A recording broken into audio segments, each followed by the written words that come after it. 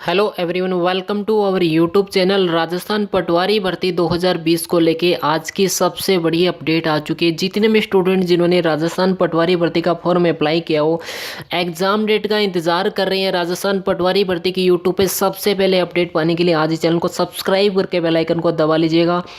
पटवारी भर्ती को लेके कोई भी नई अपडेट आएगी वो सारी जानकारी आपको हमारे चैनल पर मिलती रहेगी।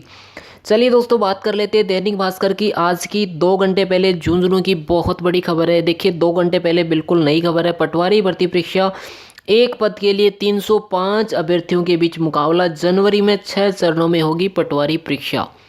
अभी हम बात करेंगे क्योंकि अभी जो है मांग उठ रही है कि पटवारी भर्ती में एक ही एग्ज़ाम होना चाहिए, यानी ये पटवारी भर्ती पूरी परीक्षा सिर्फ एक ही एग्ज़ाम में होनी चाहिए। बच्चों की ये प्रमुख मांग है। और या फिर अगर एक एग्ज़ाम नहीं हो पाता है लॉकडाउन और कोरोना की वजह से, तो आप इसमें नॉर्मलाइजेशन कीजिए।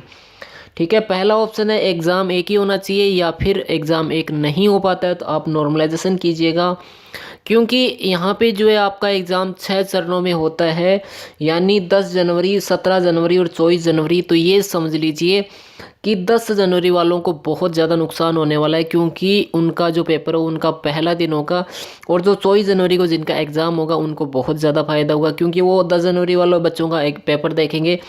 ठीक है, उसके बाद 17 जनवरी वालों का पेपर देखेंगे, और जब वो 4 पेपर देख लेंगे तो उनको ये चीज़ समझ में आ जाएगी कहाँ से क्वेश्चन उठाए जा रहे हैं और उनको क्या पढ़ना है। देखिए, 15 दिन का टाइम बहुत ज़्यादा होता है। देखिए, एक दिन का टाइम भी बहुत होता है, 24 घंटे भी बहुत होते हैं। यहाँ पे आपको 15 दिन का समय एक्स्ट्रा मिल रहा है।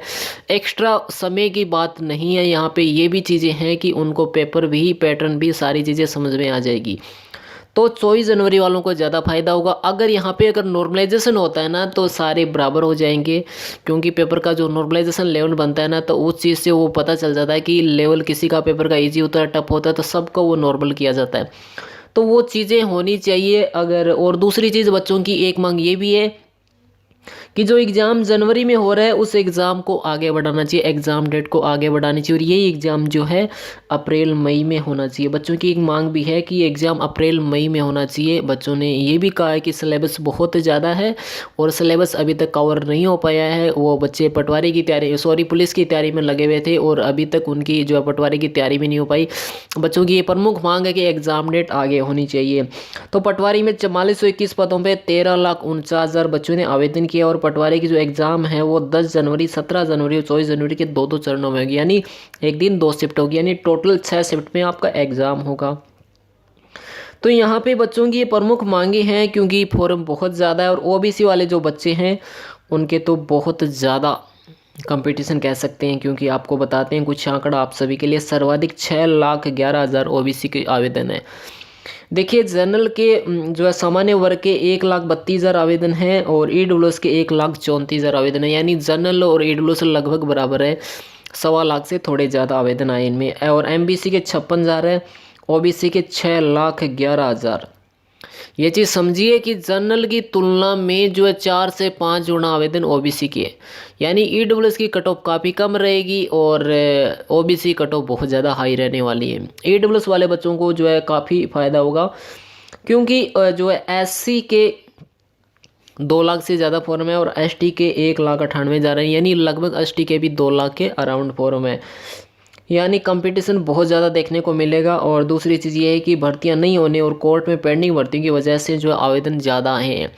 लेकिन इन चीज़ों से कोई फ़र्क नहीं पड़ेगा, क्योंकि जो पढ़ेंगे उनको नौकरी तो मिलनी तय है। लेकिन एक चीज़ है कि जब नौकरी मिल रही है तो वहाँ पे बच्चों के साथ अन्याय नहीं होना चाहिए। अन्याय ये कि आपका जो एग्ज़ाम हो 6 चरणों में हो रहा है ना, यहाँ पे काफ़ी नुकसान होगा। जब बच्चे मांग कर रहे हैं कि आप नॉर्मलाइजेशन करवा दीजिए, तो क्या दिक्कत है, करवाना चाहिए सरकार को।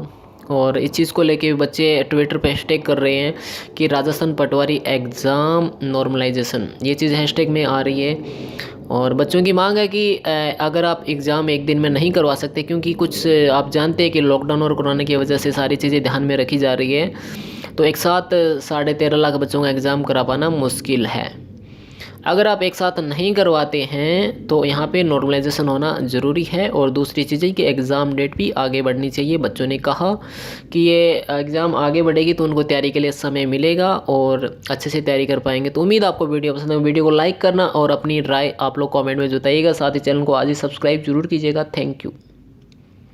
दोस्तों, आप सभी के लिए गुड न्यूज़ है। अनअकैडमी लर्निंग ऐप के द्वारा राजस्थान की सभी भर्तियों की तैयारी शुरू करवा दी गई है। मिशन आरएस का बैच 25 नवंबर से, राजस्थान पटवारी का क्रैश कोर्स 19 नवंबर से और रीट लेवल 2 का कोर्स 23 नवंबर से शुरू हो रहा है। और यहाँ पे राजस्थान के टॉप एजुकेटर पढ़ा रहे हैं। जल्दी से जाइए अनअकैडमी लर्निंग ऐप को डाउनलोड कर लीजिए और इन सभी कोर्स की फीस आप सभी के सामने, अगर आप लोग हमारे यहाँ रेफर कोड यूज़ करते हैं तो आपको 10% एक्स्ट्रा डिस्काउंट मिलेगा। लिंक आपको डिस्क्रिप्शन में मिल जाएगी। बाकी आप लोग प्ले स्टोर से इसको डाउनलोड भी कर सकते हैं।